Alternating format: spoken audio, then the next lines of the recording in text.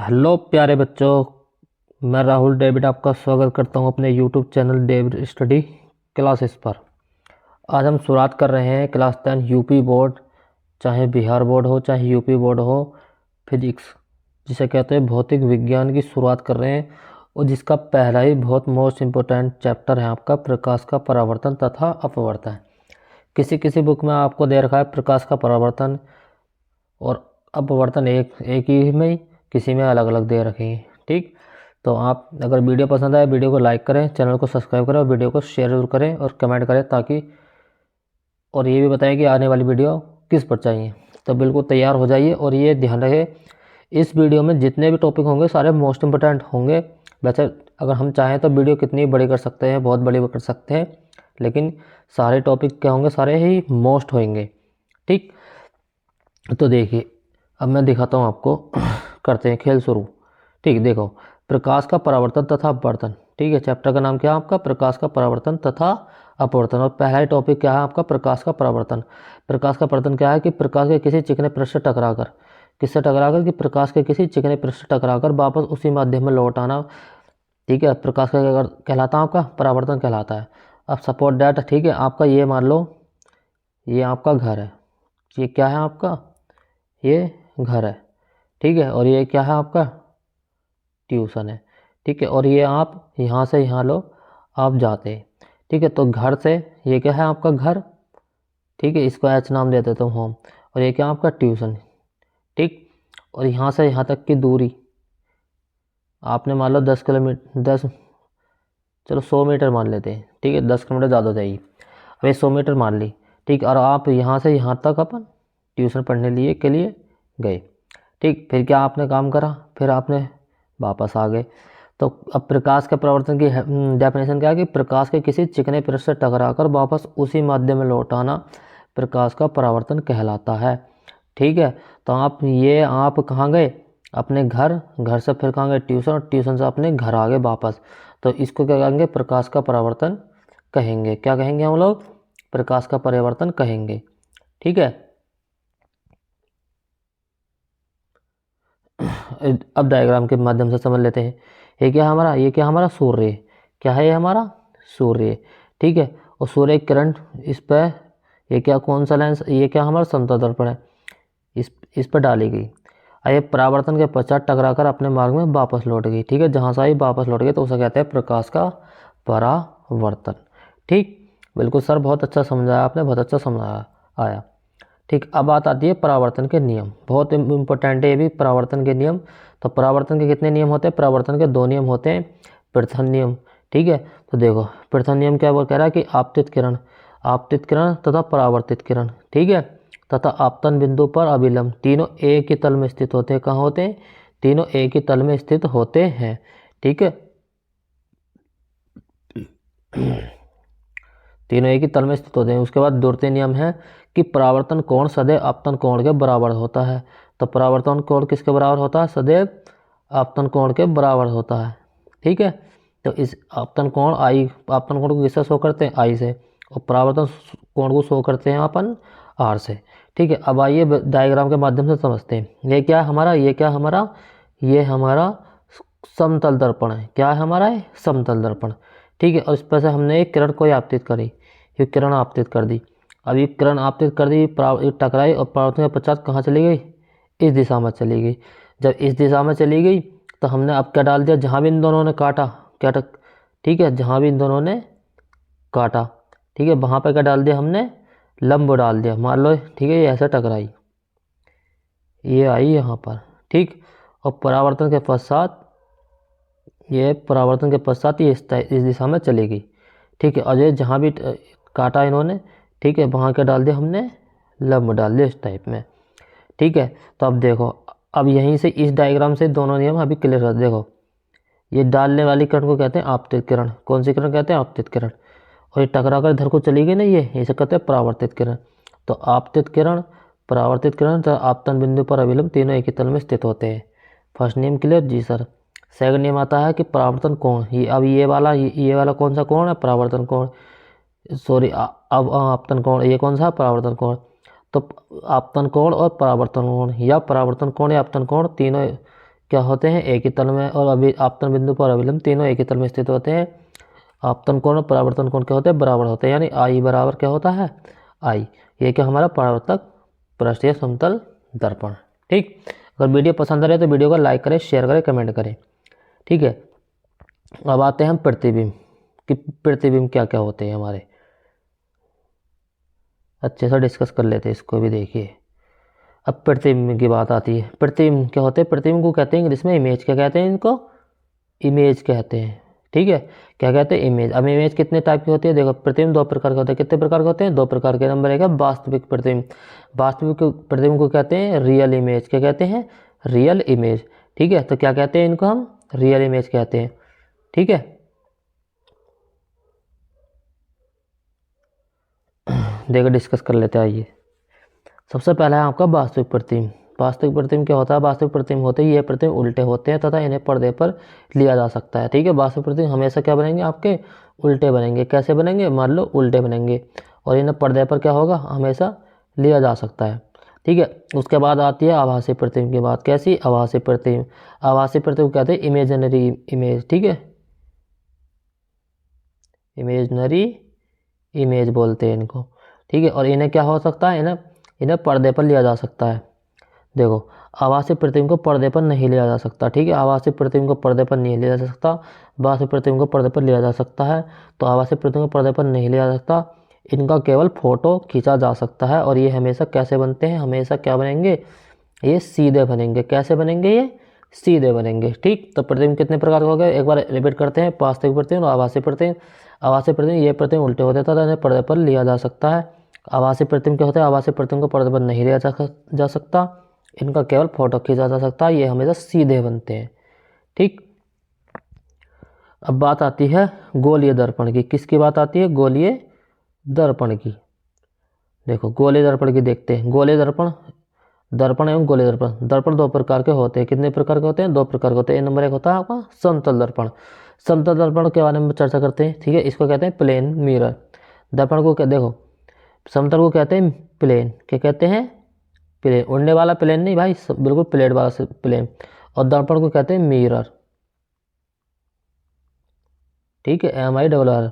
ठीक है, तो ये क्या हो गया आपका समतल दर्पण।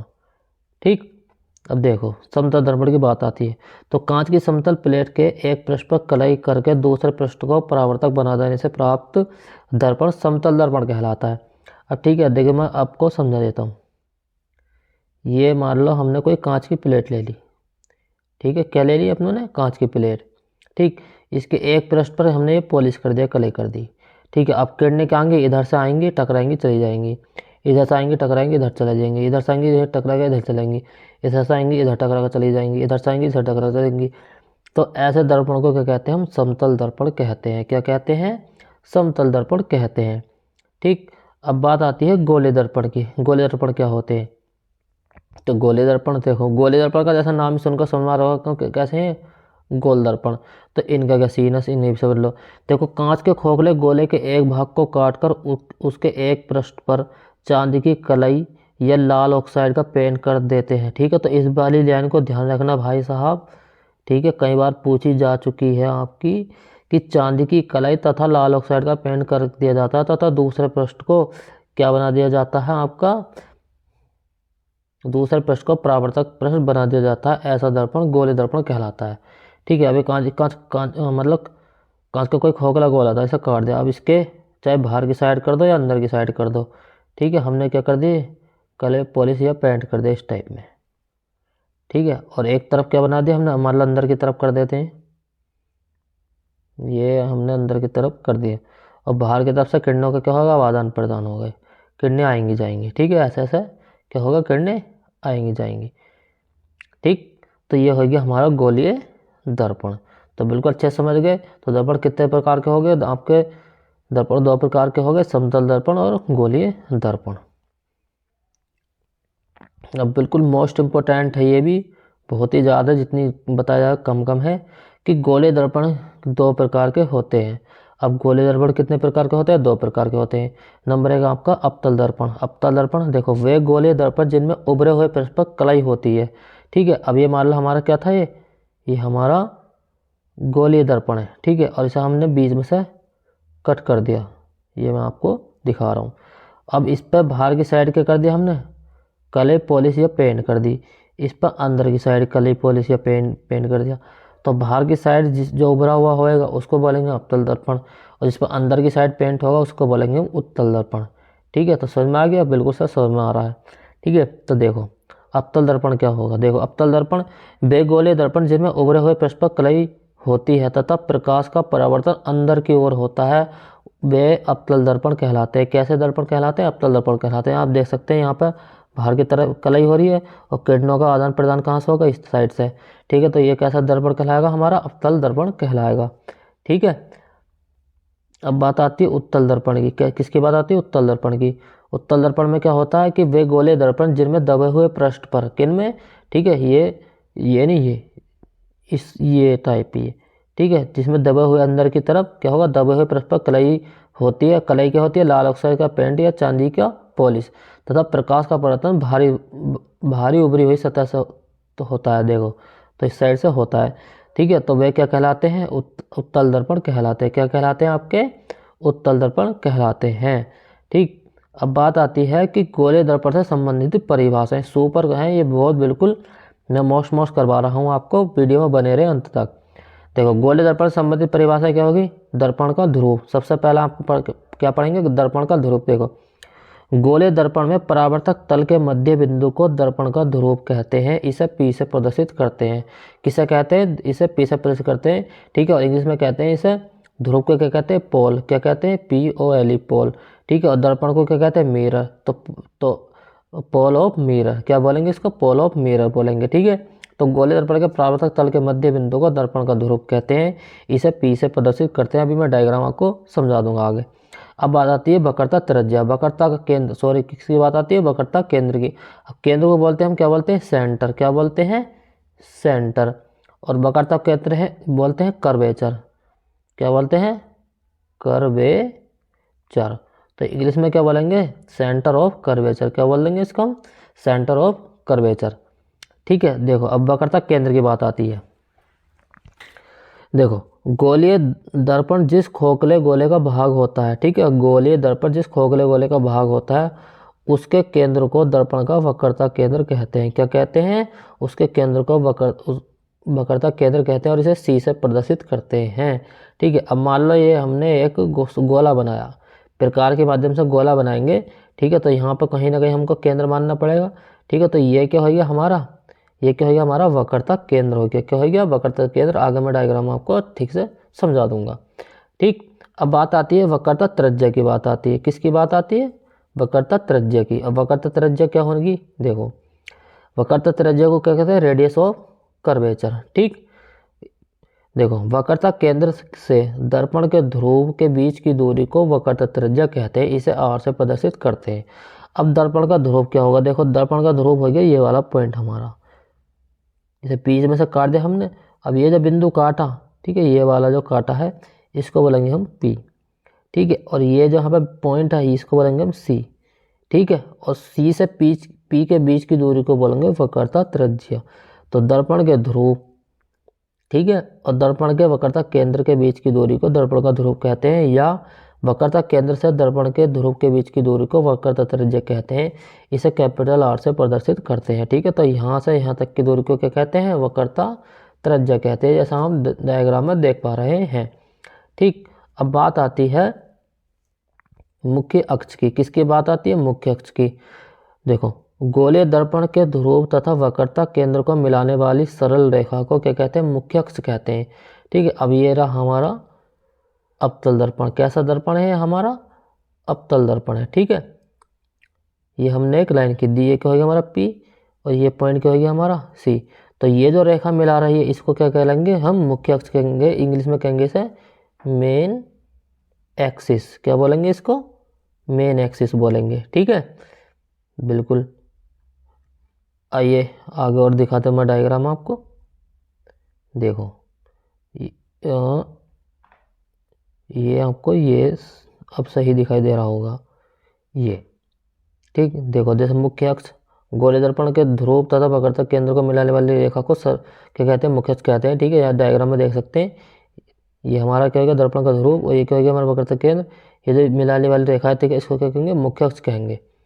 अब बात आती है मुख्य फोकस या फोकस। ठीक है, तो देखो, गोले दर्पण की मुख्य अक्ष के समांतर आने वाली आपतित किरणें, ठीक है, कौन सी किरणें, आपतित किरणें दर्पण के परावर्तन के पश्चात मुख्य अक्ष के जिस बिंदु से होकर गुजर जाती हैं वह दर्पण का मुख्य फोकस कहलाता है और इसे ऐप से प्रदर्शित करते हैं। अब इसे हम डायग्राम के माध्यम से समझते हैं कि मुख्य फोकस या फोकस है क्या।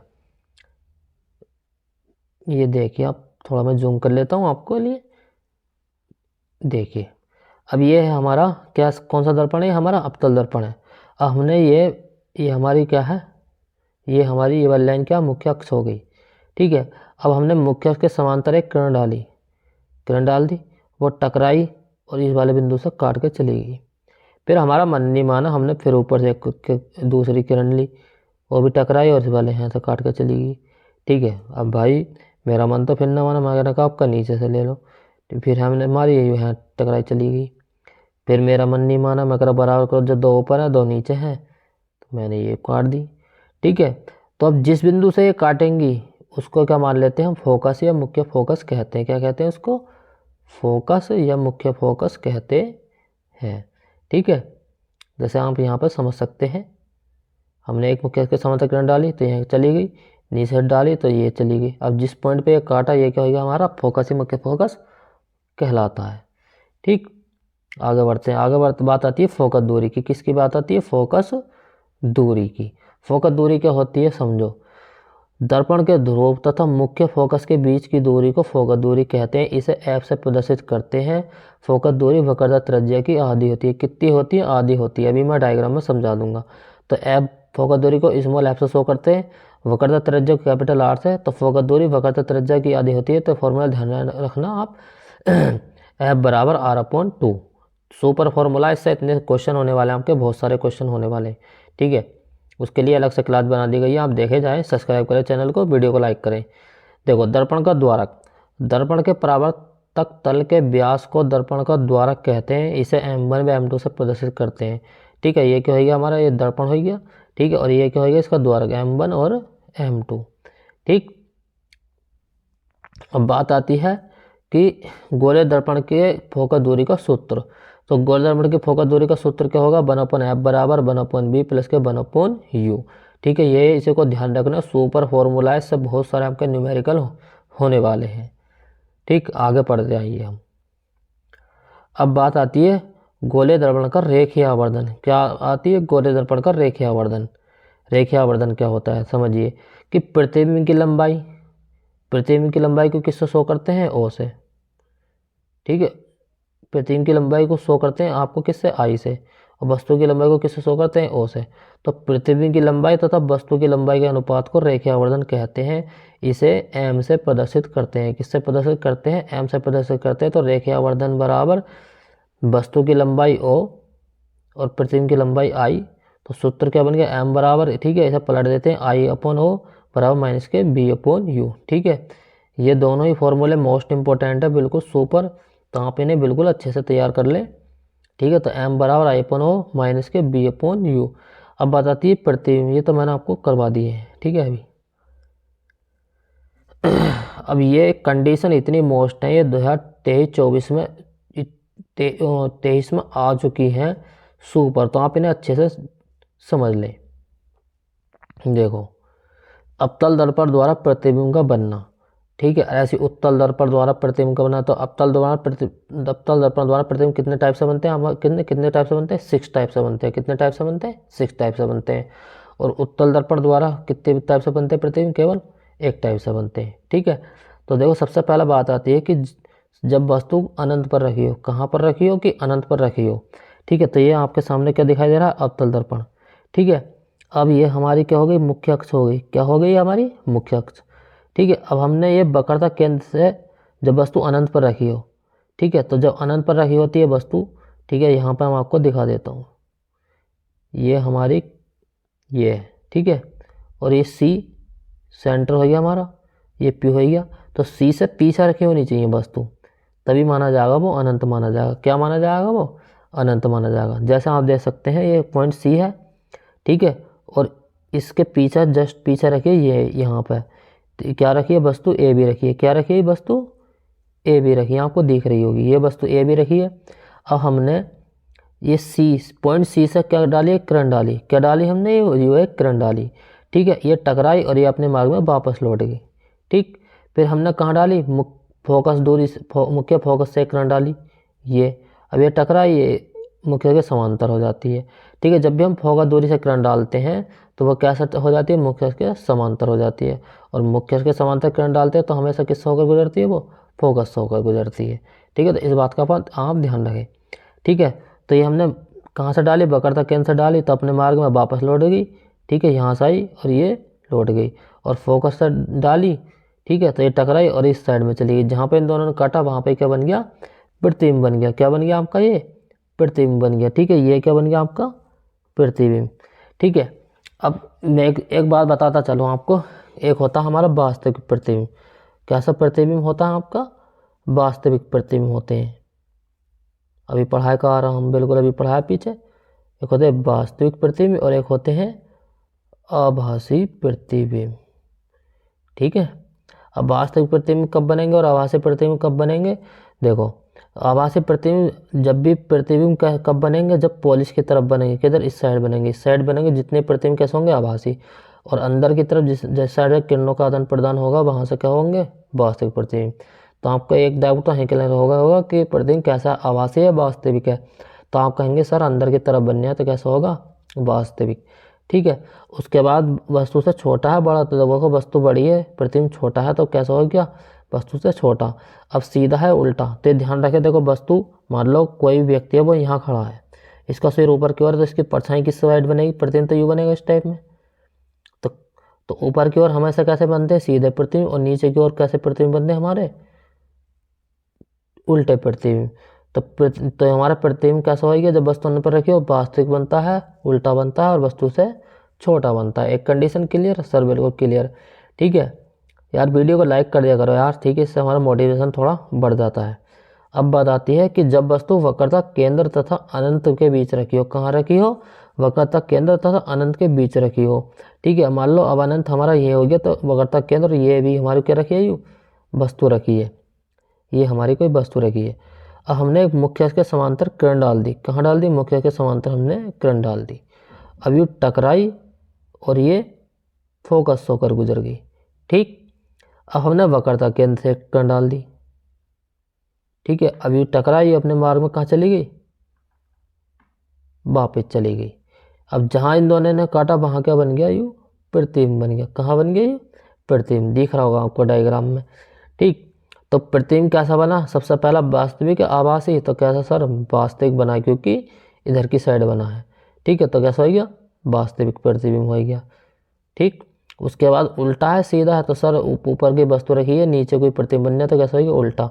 वस्तु से छोटा है बड़ा है, तो वस्तु से कितना बनता है? देखो कितना सा बनने, कैसा? छोटा। तो जब वस्तु वक्रता केंद्र तथा अनंत के बीच रखी होती है तो प्रतिबिंब कैसे बनते हैं? वास्तविक, उल्टा और छोटा बनता है, ठीक है। कैसे बनते हैं? वास्तविक, उल्टे और छोटे। अब बात आती है आपकी कि जब वस्तु वक्रता केंद्र पर रखी हो। कहाँ पर रखी हो? वक्रता केंद्र यानी कि सी पर रखी हो, ठीक है। तो तब प्रतिबिंब की स्थिति क्या होगी?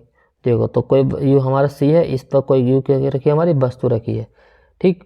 और जब मुख्य के समांतर हमने कोई किरण डाली, ठीक है, तो वो परावर्तन के पश्चात कहाँ से होकर गुजर गई? ऐप से होकर गुजर गई, ठीक।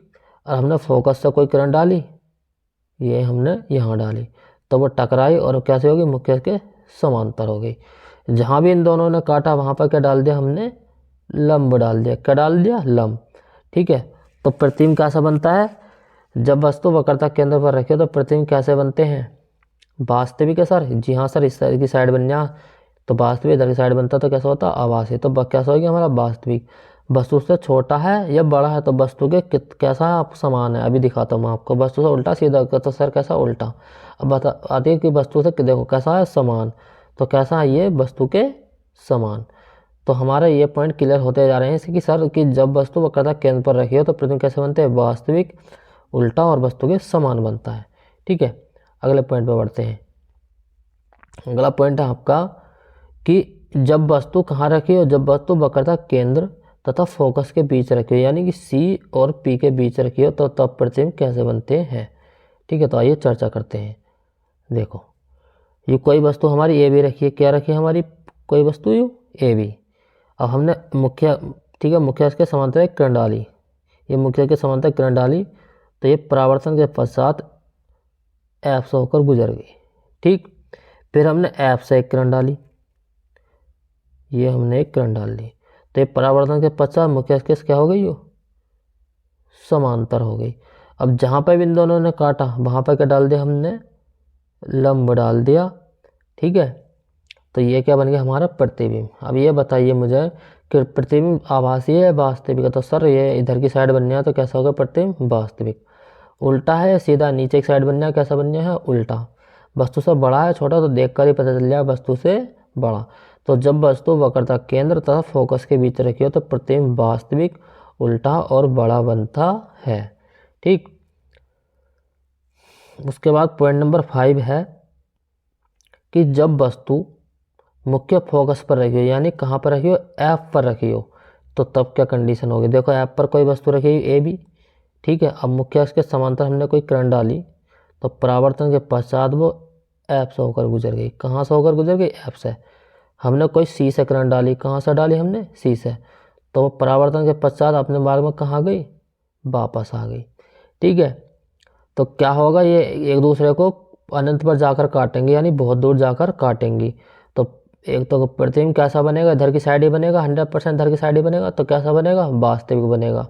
कैसा होगा, वास्तविक। उल्टा बनेगा, सीधी सी बात है सर, वस्तु ऊपर की साइड रखी है ये, तो प्रतिबिंब कहाँ बनेगा, इधर की साइड ही कहीं बनेगा जाके। ठीक है, तो उल्टा। और वस्तु से क्या बनेगा, बहुत बड़ा बनेगा। कैसा बनेगा, बहुत बड़ा। तो जब वस्तु मुख्य फोकस पर रखी हो तो प्रतिबिंब कैसे बनते हैं, वास्तविक, उल्टा और वस्तु से बहुत बड़ा बनता है। ठीक है, अगला पॉइंट है आपका कि जब वस्तु ध्रुव तथा फोकस के बीच रखी हो, कहाँ रखी हो, ध्रुव तथा फोकस के बीच रखी हो, यानी कि एफ और पी के बीच रखी हो, तो तब क्या कंडीशन क्या होगी आपकी। तो ये कोई हमारी वस्तु ए भी रखी है, अब हमने मुख्य के समांतर कोई किरण डाल दी, एक किरण डाल दी, तो ये परावर्तन के पश्चात कहाँ से होकर गुजरेगी, सीधी बात है एफ से होकर गुजरेगी। ठीक, हमने वक्रता केंद्र सी से कोई किरण डाली, ठीक है, तो परावर्तन के बाद अपने मार्ग में वापस आ जाएगी। अब एक दूसरे को कहीं नहीं काट रही हैं, तो हमने पीछे क्या बढ़ा लिया, लंब बढ़ा लिया। क्या बढ़ा लिया, ये लंब बढ़ा लिया। अब ये दोनों जहाँ पर भी ये दोनों काटती हैं वहाँ पर ही क्या डाल दिया हमने, लंब। ठीक है, अब ये दोनों काट दिया। ठीक है, और ये क्या बन गया हमारा, प्रतिबिंब। अब तल दर्पण की केवल एक ही कंडीशन ऐसी है, जब वस्तु ध्रुव तथा फोकस के बीच रखी हो, तब प्रतिबिंब कैसा बनता है, देखो आभासी।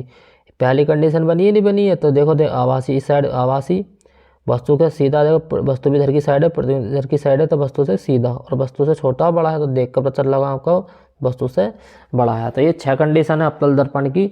ठीक है, 5 कंडीशन में हमेशा प्रतिबिंब कैसा बनेंगे, वास्तविक, और कैसे बनेंगे, उल्टे। और एक कंडीशन ऐसी है, जब वस्तु ध्रुव तथा फोकस के बीच रखी हो, तो प्रतिबिंब कैसे बनते हैं, आभासी, और वस्तु और सीधे बनते हैं। कैसे बनते हैं, सीधे। अब चर्चा करते हैं हम उत्तल दर्पण द्वारा। कैसे दर्पण द्वारा, उत्तल दर्पण द्वारा प्रतिबिंब का बनना। तो आप देख सकते हैं, देखो उत्तल दर्पण द्वारा प्रतिबिंब का बनना, उत्तल दर्पण द्वारा प्रतिबिंब का बनना देख सकते हैं। ये हमारा उत्तल दर्पण है, ठीक है। अब ये हमने मुख्य, ये कोई हमारी ए बी क्या रखी है, वस्तु रखी है। क्या रखी है, ये हमारी वस्तु रखी है ए बी, ये ए बी हमारी वस्तु रखी है। ठीक है, अब हमने मुख्य के समांतर किरण डाली, तो परावर्तन के पश्चात वो इधर की साइड चलेगी। ठीक, हमने वक्रता केंद्र से कोई किरण डाली, ठीक है, तो अपने बारे में क्या आ गई, वो वापस आ गई। ठीक, और ठीक है, अब इनमें हमने क्या बढ़ा दिया, लंब बढ़ा दिया। क्या बढ़ा दिया, ये लंब बढ़ा दिया, यहाँ पे, ये यहाँ पर गई और ये यहाँ पर गई, जहाँ पर इन दोनों ने काटा। ठीक है, ये क्या बन गया हमारा, प्रतिबिंब I1 और I2, कुछ भी नाम देख सकते हैं आप। ठीक है, तो अवतल दर्पण द्वारा प्रतिबिंब कैसा बनते हैं, देखो इधर की साइड बनने, जहाँ पर पॉलिश हो रहा है तो कैसा बनेगा, आभासी। सीधा बनने, उल्टा। देखो इधर की साइड ही वस्तु और इधर साइड ही ऊपर की तरफ ही प्रतिबिंब है, तो कैसा बनेगा, सीधा। वस्तु से छोटा बनने, बड़ा, तो आप देख कर बता सकते हैं कैसा, वस्तु से छोटा।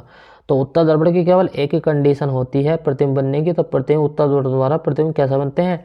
आभासी, सीधे और छोटे बनते हैं। कैसे बनते हैं? आभासी, सीधे और छोटे बनते हैं।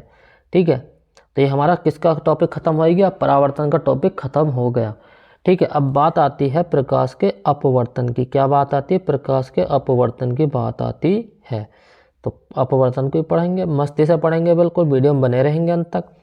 देखो, प्रकाश का अपवर्तन, प्यारे बच्चों, प्रकाश का अपवर्तन, जब प्रकाश एक माध्यम से, किससे? एक माध्यम से दूसरे माध्यम में प्रवेश करता है तो अपने मार्ग में विचलित, यानी कि विचलित का मतलब होता है हट जाना। क्या होता है? हट जाता है। तो इस घटना को क्या कहते हैं? प्रकाश का अपवर्तन कहते हैं। क्या कहते हैं? प्रकाश का अपवर्तन कहते हैं। ठीक, अब इसे मैं आपको देसी भाषा में समझाता हूँ। ठीक है, ये आपका क्या है? घर है। ये क्या है? आपका घर। एक मिनट, देखो, ये आपका क्या है? हमारा ये घर है। ठीक है, और आपको क्या जाना है? घर। और ये आपके घर का रास्ता है। ठीक है, और यहाँ पर कोई क्या खड़ा है? आपको यहाँ पर कोई शेर खड़ा हुआ है। क्या खड़ा हुआ है? ये मान लो ये शेर खड़ा है इस टाइप का, और ये आप हो, छोटे से चुन्ने से आप हो। अब आप भाई साहब जा तो नहीं सकते, अपने मार्ग में सीधे तो नहीं जा सकते, तो आप क्या कहोगे कि ये मैं ऐसा घूमूंगा इस वाले रास्ते से और तब अपने घर को चले जाऊंगा। तो आप अपने मार्ग से हट गए, नहीं हट गए शेर को देखकर? सर बिल्कुल हट गए। तो वही कहानी प्रकाश की कि जब प्रकाश एक माध्यम से दूसरे माध्यम में प्रवेश करता है तो अपने मार्ग में विचलित यानी कि हट जाता है। तो इस घटना को प्रकाश का अपवर्तन कहते हैं। क्या कहते हैं? प्रकाश का अपवर्तन कहते हैं। अब बात आती है अपवर्तन के नियम। अब वो अपवर्तन के नियम भी दो हैं। कितने नियम? दो। इसके भी नियम दो हैं। देखो, आपतित किरण, कौन सी किरण? आपतित किरण, और अपवर्तित किरण, और आपतन कोण, तीनों एक ही कोण पर अभिलंब, तीनों एक ही तल में स्थित होते हैं। ठीक है, कौन कौन से? आपतित किरण, अपवर्तित किरण और आपतन कोण पर अभिलंब, तीनों एक ही तल में स्थित होते हैं। कैसे तल में होते हैं? एक ही तल में स्थित होते हैं। उसके बाद आपतन कोण की ज्या साइन आई। क्या होती है? आपतन कोण की ज्या क्या होती है आपकी? साइन आई। ठीक है, और अपवर्तन कोण की ज्या साइन आर। ठीक है, यानी कि साइन आई और साइन आर का अनुपात सदैव क्या होता है? एक नियतांक होता है, कांस्टेंट होता है। अपवर्तन के दूसरे नियम को क्या कहते हैं? स्नेल का नियम भी कहते हैं। भाई साहब क्या कहते हैं आप? स्नेल का नियम भी कहते हैं। ठीक है, इसको हम डायग्राम के माध्यम से समझ लेते हैं। ये देखिए, मैं थोड़ा कम जूम कर देता हूँ ताकि आपको अच्छे से समझ में आए। ठीक है, अब सीन क्या है? देखो, हमने कोई प्रकाश किरण डाली। ठीक, प्रकाश किरण डाली यू करके, ये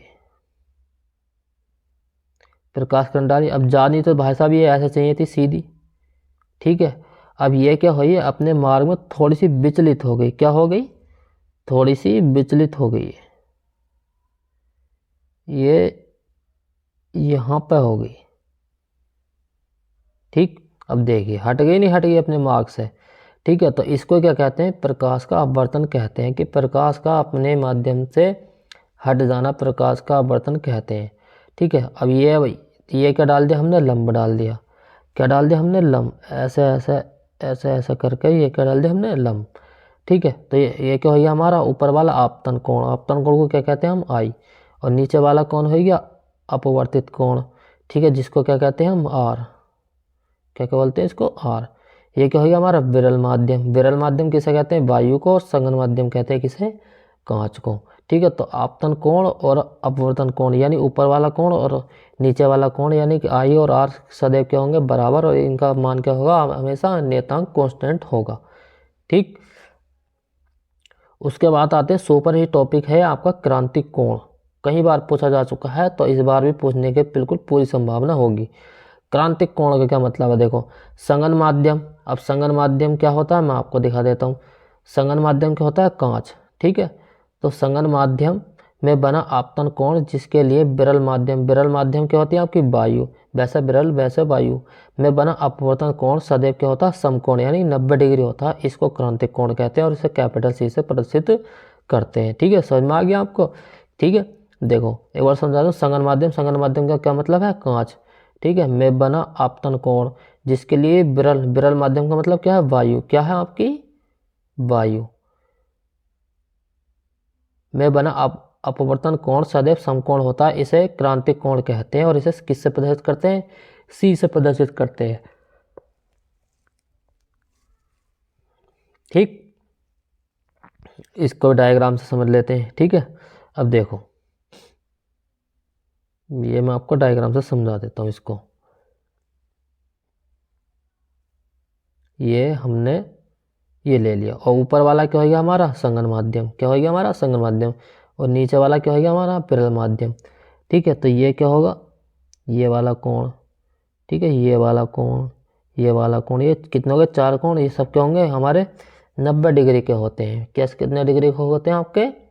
90 डिग्री के होते हैं। ठीक, अब बात आती है पूर्ण आंतरिक परावर्तन के। किसकी बात आती है आपकी? पूर्ण आंतरिक। क्या है आपका? आंतरिक है। पूर्ण आंतरिक परावर्तन, सॉरी, पूर्ण आंतरिक अपवर्तन। पूर्ण आंतरिक, देखो पूर्ण का मतलब पूरा, आंतरिक अपवर्तन का मतलब अपने मार्ग से हट जाना, तो पूरी तरह से प्रकाश का हट जाना। अब देखो, जब कोई प्रकाश किरण अपवर्तन के पश्चात, ठीक है, अपवर्तन के पश्चात की बात हो रही है, पहले की नहीं, पश्चात यानी बाद की, उसी माध्यम में वापस लौट जाती है, ठीक है, अपने माध्यम में वापस लौट जाती है, तो इस घटना को प्रकाश का पूर्ण आंतरिक अपवर्तन कहते हैं। क्या कहते हैं? पूर्ण आंतरिक अपवर्तन कहते हैं। ठीक, अब बात आती है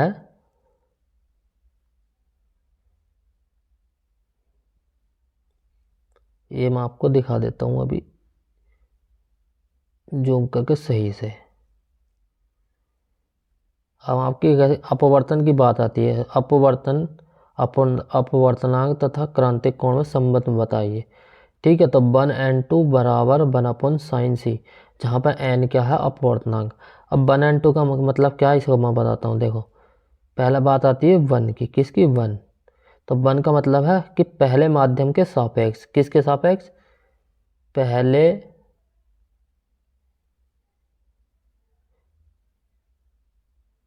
माध्यम के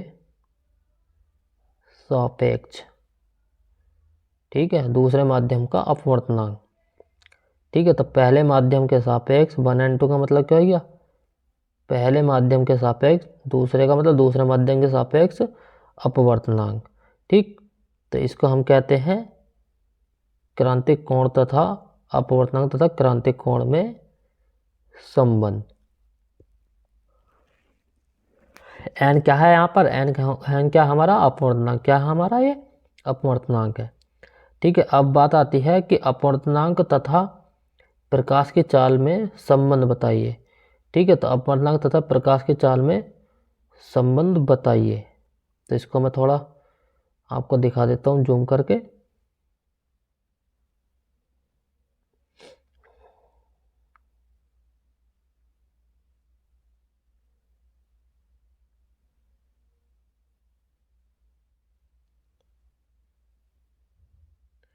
देखो, अब बात आती है अपवर्तनांक तथा प्रकाश की चाल में संबंध बताइए। ठीक है, तो देखो, अपवर्तनांक तथा प्रकाश की चाल में संबंध। देखो, एन जी का मतलब क्या है? ए का मतलब क्या होती है? ए का मतलब एयर, क्या होती है? एयर। और जी का मतलब होता है गिलास। क्या होता है? गिलास। एयर को कहते हैं वायु, ठीक है, हवा, और गिलास को कहते हैं कांच को। ठीक है, तो देखो, तो एन जी, एन का मतलब है, ठीक है, वायु के सापेक्ष। तो देखो, हवा में प्रकाश की चाल, ए का मतलब, ए का एयर, हवा में प्रकाश की चाल, जी का मतलब कांच यानी गिलास, और कांच में प्रकाश की चाल। ठीक है, तो एन जी बराबर हवा में प्रकाश की चाल और कांच में प्रकाश की चाल। ठीक, अब बहुत इम्पोर्टेंट है कि दर्पण की फोकस दूरी के लिए सूत्र लिखिए। तो दर्पण की फोकस दूरी के लिए सूत्र लिखना आपको, इससे क्या होंगे? हमारे सारे न्यूमेरिकल हो जाएंगे। ठीक है, देखो, 1/f बराबर 1/b और 1/u। ठीक है, एफ क्या है? एफ क्या है? दर्पण की फोकस दूरी। क्या है यहाँ पर? एफ दर्पण की फोकस दूरी। बी क्या है? दर्पण से प्रतिबिंब की दूरी। क्या है? बी दर्पण से प्रतिबिंब की दूरी। और यू क्या है आपकी? यू है आपकी दर्पण से वस्तु की दूरी। ठीक है, तो ये हो गया हमारा चैप्टर फिनिश बिल्कुल। इससे बाहर कुछ नहीं आने वाला। इस न्यूमेरिकल की मैंने अलग से वीडियो बनाई हुई है, आप उसको चैनल पर जाएं और देखें, लाइक करें, अपने दोस्तों में शेयर करें। ठीक, अगर वीडियो पसंद आई है तो यार वीडियो को लाइक करें, चैनल को सब्सक्राइब करें यार दोस्तों, और उसको प्यारी प्यारी कमेंट करें और अपने सारे दोस्तों में इसको शेयर कर दें। ये 2024 के वो टॉपिक हैं जो बिल्कुल आपके 100% आने निश्चित है फिजिक्स से। ठीक है, ऐसी ही मज़ेदार वीडियोस के लिए हमारे चैनल से जुड़े रहें। तब तक के लिए हम मिलते हैं अगली वीडियो में। जय हिंद, नमस्कार, वंदे मातरम।